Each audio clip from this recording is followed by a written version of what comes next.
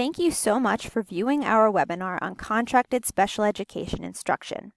My name is Shelley Hughes and I'm a finance manager at EdOps. On other webinars in this series, you'll be hearing from my colleague Michael Watts. My colleague Vera Kribnis was also deeply involved in the content creation for this webinar series. On this webinar, I'll be guiding you through a deep dive into the financial benchmarks and cost drivers of the contracted special education instruction student expense category. As a quick reminder from our introductory webinar, remember to think about all the key inputs into a strategic decision other than just financial benchmarking. Here you can see the key questions you should be asking yourself. These questions are also available where you found the link to this webinar. Please keep these questions in mind throughout this webinar in order to determine the best strategic decision for your school's contracted special education instruction program. For the contracted special education instruction spending category, we looked into vendors and pricing for services in 4 key categories: speech, psychological, occupational therapy, and audiology. For each of those service categories, we will show you the vendors that schools are using, how many of our schools they work with, and how much you should expect these services to cost. We also compared contracted special education spending across schools by using a weighted special education student metric. Finally, we will discuss the decision to insource versus outsource these services and share a tool to help you evaluate that decision. The first category we looked at is speech. 37 of our schools use speech vendors, with 4 schools using more than one speech vendor. The most common speech vendors are End-to-End Solutions, Ellis Therapeutic, Young and Well, and Metropolitan Area Communication. There are quite a few speech vendors who work with just 1 or 2 schools. If you are looking for a new or additional speech vendor, this page should provide a good list of those available. Here you can see the prices you can expect for speech vendors in DC. As a reminder, all of the data for this webinar series came from fiscal year 2018 audited financial data. But rates should still be very similar. To clarify some math terms, the top line represents the minimum. The next line is the maximum. The middle line is the average. The bolded line is the median, and the last line is the mode. As you are budgeting and planning or evaluating a new or existing speech contract, you should expect speech services to cost $750 per evaluation and $95 for hourly services. Evaluations can range anywhere from $450 to $1,400, and hourly rates can fall between $75 and $150. The most commonly seen rates are $700 per evaluation and $95 for hourly services. Next, we looked at psychological services. 33 of our schools work with psychological vendors, and only 2 schools work with more than 1 vendor. End-to-End Solutions, the Mecca Group, Psychological Assessment Solutions, and DWW Psychological Services are the most commonly used vendors. Similar to speech vendors, there are quite a few who work with just 1 or 2 schools. If you are looking for a new or additional psychological vendor, this page is a good place to see those available. Psychological evaluations and hourly services tend to be more expensive than speech, with a wider range in prices. Depending on the need of the child, the evaluations and services can vary more significantly than those generally seen in speech. As you are budgeting and planning or evaluating a new or existing psychological contract, you should expect services to cost $1,325 per evaluation and $110 for hourly services. Evaluations can range anywhere from $1,050 to $2,300, and hourly rates can fall between $80 and $175. The most commonly seen rates are $1,050 per evaluation and $100 for hourly services. Next, we looked at occupational therapy vendors. 35 of our schools use occupational therapy vendors. As seen in every other category, End-to-End Solutions is the most commonly used vendor. Other commonly used vendors include Ellis Therapeutic, Paradigm Therapy Partners, Young and Well, and Conaboy & Associates. Similar to speech and psychological vendors, there are quite a few who work with just 1 or 2 schools. If you are looking for a new or additional occupational therapy vendor, this page is a good place to see those available. Occupational therapy evaluations and hourly services are less expensive in general than speech services. As you are budgeting and planning or evaluating a new or existing occupational therapy contract, you should expect services to cost $700 per evaluation or $96 for the hourly rate. Evaluations can range from $595 to $1,000, and hourly rates can fall between $70 and $150. The most commonly seen rates are $700 per evaluation and $95 for hourly services.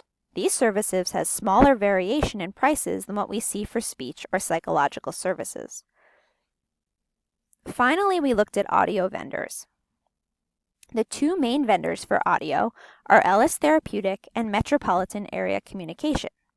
Both vendors work with 3 schools, and these hourly rates tend to range from $135 to $150 per hour. For this analysis, we wanted to compare contracted special education costs across schools. Costs are often best evaluated on a per-student basis, which is less straightforward for special education needs. We completely understand that one special education student is not easily compared with another, and each student has very different needs and services.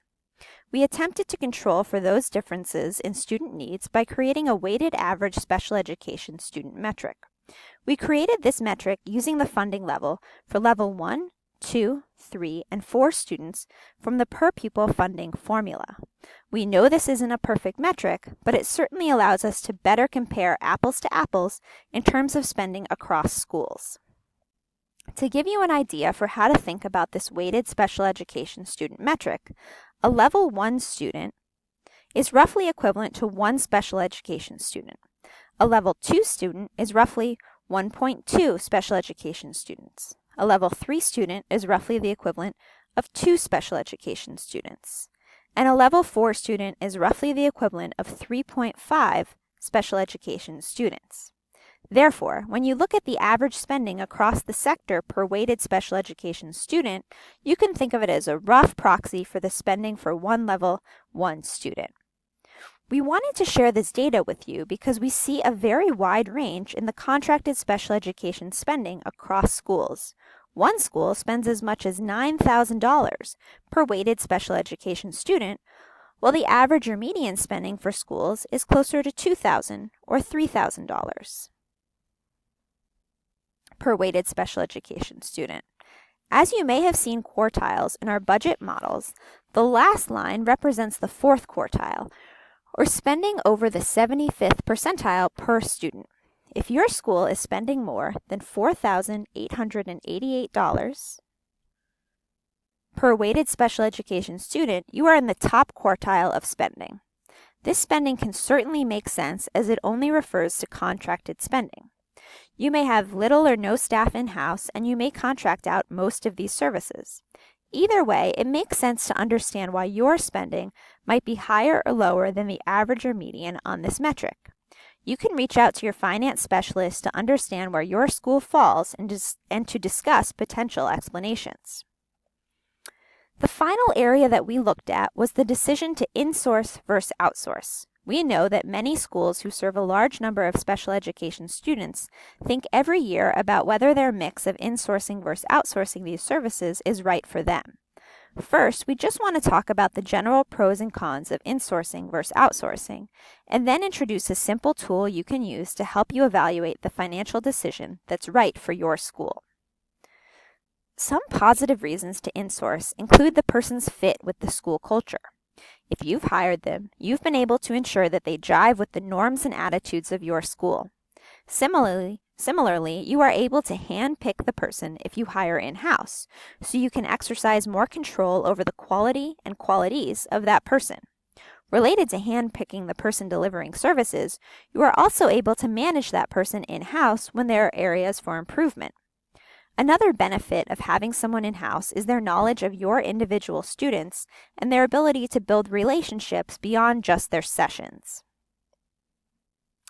Some positive reasons to outsource include continuity of service. With a contracted vendor, you don't have to scramble to meet student needs if an employee goes on leave.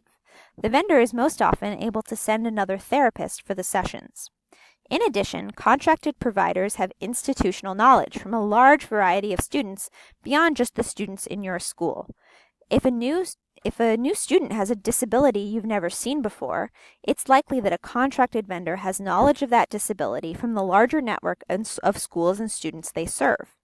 During budgeting season, we all know that we struggle to identify exactly how many students with disabilities we will serve next year. Contracting for those services allows you to save more financially if your special education enrollment ends up being lower than anticipated. A contracted service is more typically a variable cost that you can turn on and off as needed, as opposed to a full-time employee. An important consideration for outsourcing is student schedules. If you hire a person in-house, it may not work with their schedule and your school schedule to be able to serve all the students. There may be just a few times of day when the students are free. If you need to serve more than one student at the same time and group instruction is not appropriate, a contractor may be able to send more than one therapist at a time. Finally, outsourcing does tend to be the best financial option, as it avoids the costs associated with full-time employees, such as benefits and taxes, as well as professional development and management time dedicated to that resource. As you can see, the list of pros for insourcing versus outsourcing tend to fall in favor of outsourcing. We don't necessarily recommend outsourcing in all cases, we just tend to see more pros on average. For your particular school and situation, it might not make sense, but across the board, outsourcing is a good solution. As we mentioned, there are many non-financial reasons you may choose to insource or outsource your special education services. We came up with a tool to help you evaluate the financial impact of insourcing versus outsourcing. However, this tool requires a very large amount of groundwork from you to get all of the relevant numbers you need to plug into our spreadsheet. First, you need to calculate how many hours you will need for each service. The right source and the right level of detail is your individual student IEPs. The big open question is the new students who will join your school next year. Keep in mind that there is an early information special education app connected to My School DC that should help you see your students with disabilities and their IEPs. Be sure when looking through IEPs that you keep in mind whether the student requires individual or group services. You'll also need to estimate how many evaluations you will need to complete. Prior years may help you determine how many evaluations you need to complete in a given year. Finally, you'll need to think about how much you need to pay someone who you hire in-house. You can use publicly available data, talk to contacts at other schools, or opt in to the many compensation studies available. Remember, when determining how many people you'll need to hire in-house, that you should consider your master schedule and the times available for services. After you've collected all that data, which is no small feat, you'll be ready to plug into our spreadsheet and determine whether insourcing or outsourcing is the right financial decision for your school. Please find a link to our simple insourcing versus outsourcing special education services template in the same place you found the link to this webinar. You can see a snippet of the speech tab on this slide. Plug in your calculations for expected evaluations, expected IEP hours, and the expected salaries into the spreadsheet, and you can see the best financial decision for your school. If the costs of insourcing or outsourcing are comparable, remember our previous discussion about the non-financial benefits to determine the right choice for your school.